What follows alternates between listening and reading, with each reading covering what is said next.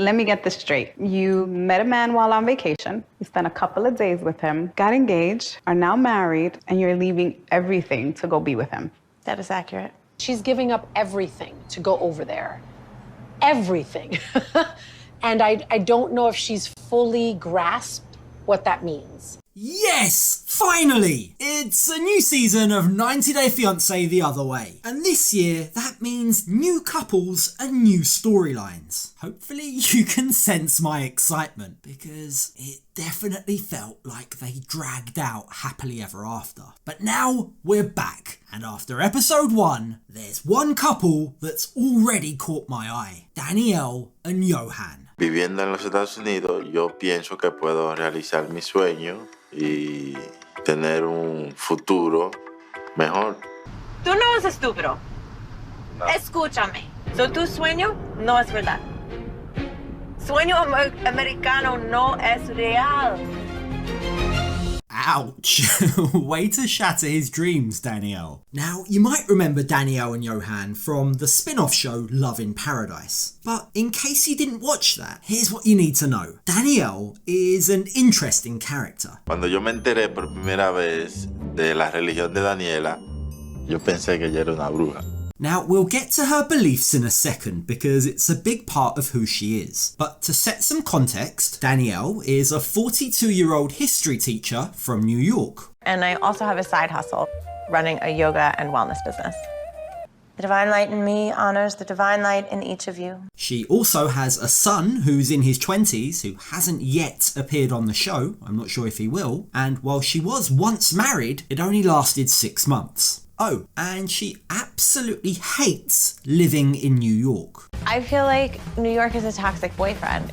I'm just so tired of the New York City grind and having to work so hard to just squeak by. En Nueva York es más caro. $4,000 a month. Mi renta.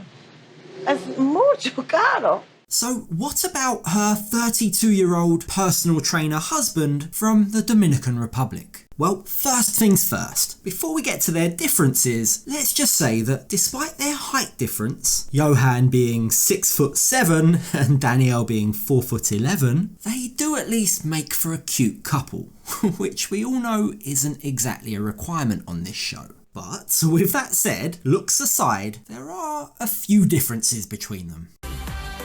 We could not be more different humans. He's 10 years younger than me. He lives in another country. He speaks another language. Okay, so age, language, location. Sure, they're significant differences, but nothing out of the ordinary so far. Anything else? Well, let's talk about spirituality and religion. I grew up Catholic, but recently I began to explore other religious faiths.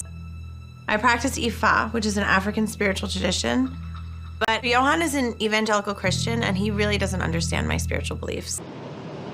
Tú me dices, yo soy bruja. Matan bebés recién nacidos y se lo chupan. Okay, that's definitely a red flag. You've got a lady who identifies as a witch and an evangelical Christian who thinks that witches drink the blood of newborn babies. Anything else we need to be worried about? Well, actually, yes, there is. Money. Money is something that we argue about a lot because he just assumes that I'm going to pay for everything because I'm American. Because for some reason, he thinks that I have millions of dollars. Like millions and millions of dollars. Yohan doesn't even take his wallet out if I'm around. He just expects that if we buy something, I'm going to pay for it. What sort of things does she have to pay for? Well, how about peanuts? $200 worth of peanuts. When I went to check out of the hotel, they handed me a $200 charge for the minibar because Yohan couldn't stop eating the peanuts. I really could kill you. And yes, that's kind of funny, but it highlights something that could be potentially a serious problem. You see, Yohan comes from a very poor, very large family. This is the first time he's been able to experience the life that Daniele affords him. I expected that he lived in poverty, but I didn't expect his home to be as bare bones as it is.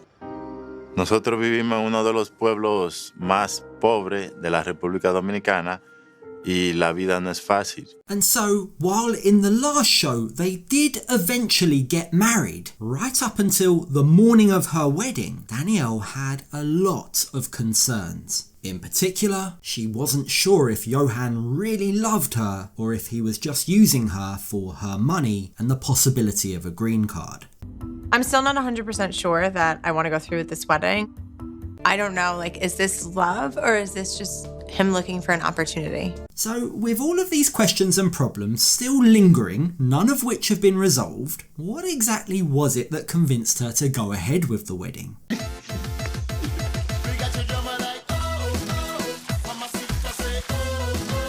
Okay, I think we all understand what's going on here, don't we? Of the word.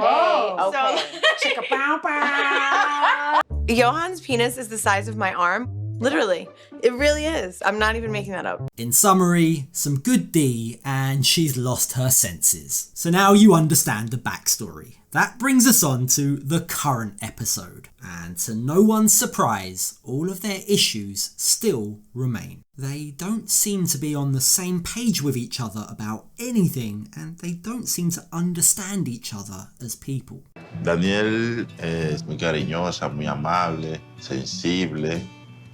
Yeah, sensible is not a word that those who know her best would describe her as. Just listen to her response when she breaks the news to her friends that she wants to quit her job and move permanently to the Dominican Republic. What are you gonna do there? I like to be at the beach. You know me. And financially, you're gonna be doing... I'll eat mangoes. Eating mangoes is not realistic. Come on, be serious. What are you going to do? If you move there, how will you pay your bills? Her friends ask her. And from her response, you can see she's far from sensible. In fact, she's at the total opposite end of the spectrum. You're fantasizing about this life you're gonna have in DR. How are you going to afford it? How?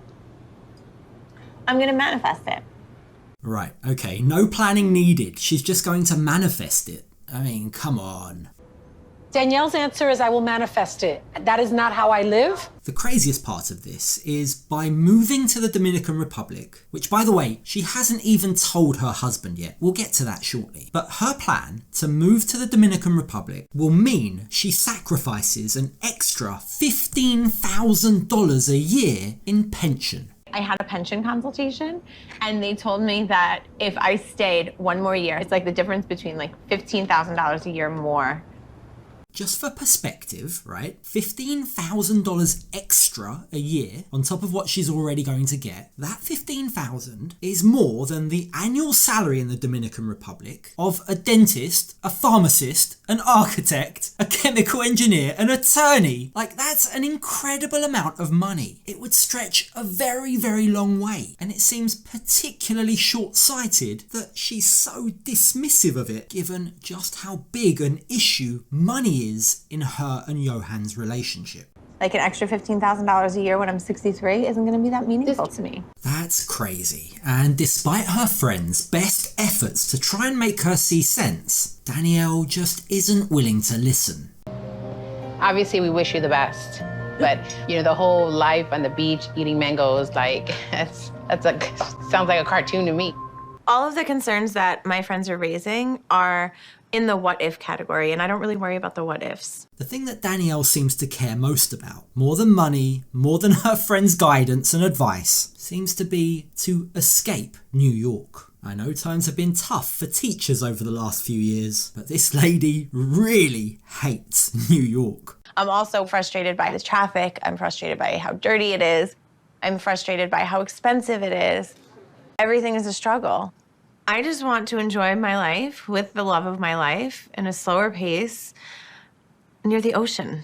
Here's a tip, Danielle. Maybe don't go somewhere that charges $11 for a cup of coffee. But even still, while escaping the New York City rat race might be her dream, there's two people in a marriage. For Yohan, the opportunity to come to the States would be a dream come true. He visto gente que se han ido, irse de aquí de la nada, Ese es uno de mis sueños. He is under the impression that Danielle will be coming to the Dominican Republic to visit him on vacation, but that their eventual plan is to move to the States just as soon as he gets his visa. But about that visa. But I haven't applied for the visa yet.